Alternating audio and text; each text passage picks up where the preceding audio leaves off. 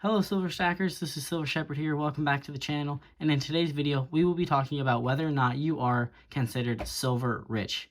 We will be going over the top 20, top 5, and top 1% of silver holders, and these prices are going to be based off of the current price of silver rounds on May 11th, 2025.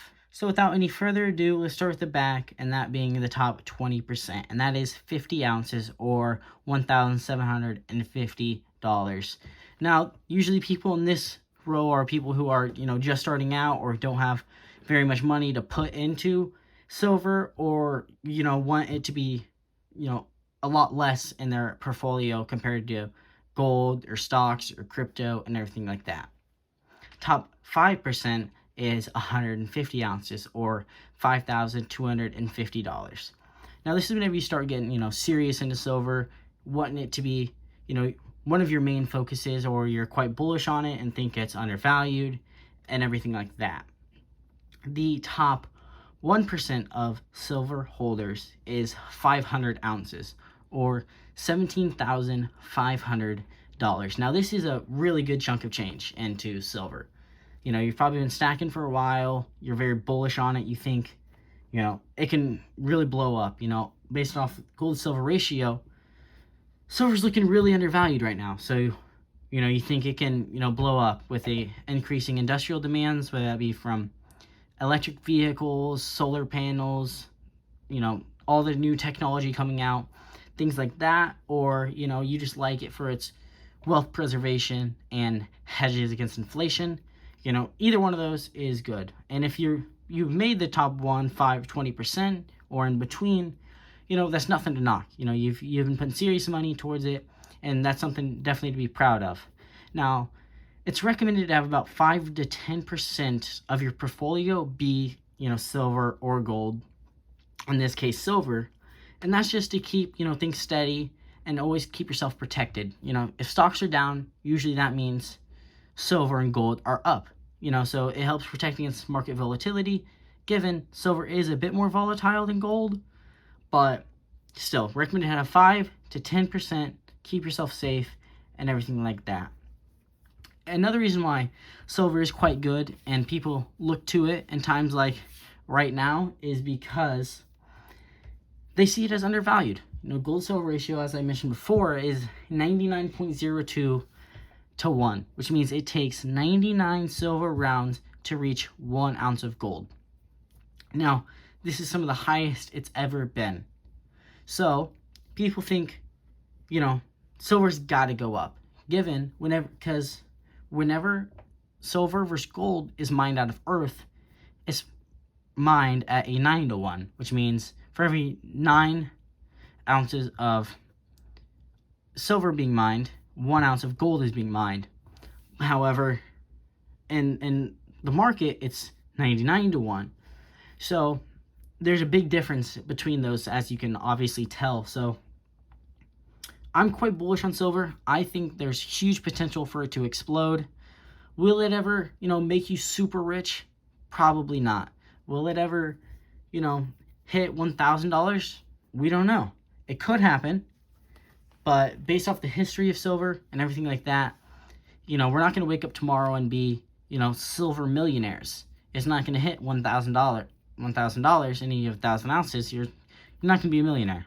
It's just something that's not going to happen based off the history. However, there are things you can learn from it, off the market volatility, using the gold to silver ratio to get yourself, more silver for essentially free. If it's at 100 to 1 and you trade 1 gold ounce for 100 silver rounds, let's say the gold to silver ratio goes down to 30. Then you trade 30 silver rounds for 1 gold round, and you get 3. You can do it 3 times. So you get 3 ounces of gold plus 10 ounces of silver for what you just had 1 ounce of gold for. And these are ways people, not manipulate the market, but, get things for free. You have to be smart and wise in order to do that. Do your research. And I'm not a financial advisor, so I'm not saying, you have to listen to everything I say or do everything I say. But, there are things you can do in order to put yourself in the best environment and the best potential to make the highest return. Gold and silver will more than likely never make you rich, but they will keep your wealth. These things have been, used for wealth preservation for as long as man has been alive. Before fiat currency was ever a thing, people used gold and silver, more specifically silver even, because, gold is a bit of a softer metal. People, turn to silver. And this is a great thing. We can always use silver. We can count on silver to be there. The likelihood that it would ever, fall to zero or fall to be nothing is very, very low. So I think it should always be in someone's portfolio. Like I said before, 5 to 10% of your portfolio. Stocks, they pay dividends, they grow interest, everything like that. Silver grows interest, probably not as much as if you were to invest in something like Apple or Amazon. And unfortunately, they don't pay dividends. I wish they did. They don't.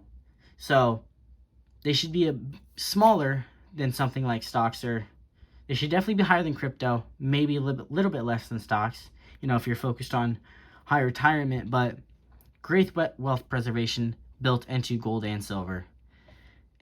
Or the silver needed in order to be in these top percentages should keep going down based off the price going up, because that's just simple economics. $5,000 right now is 150 ounces, but if the price keeps going up, 100 ounces will be $5,000, or vice versa. 150 can be 17,500 at the top 1%.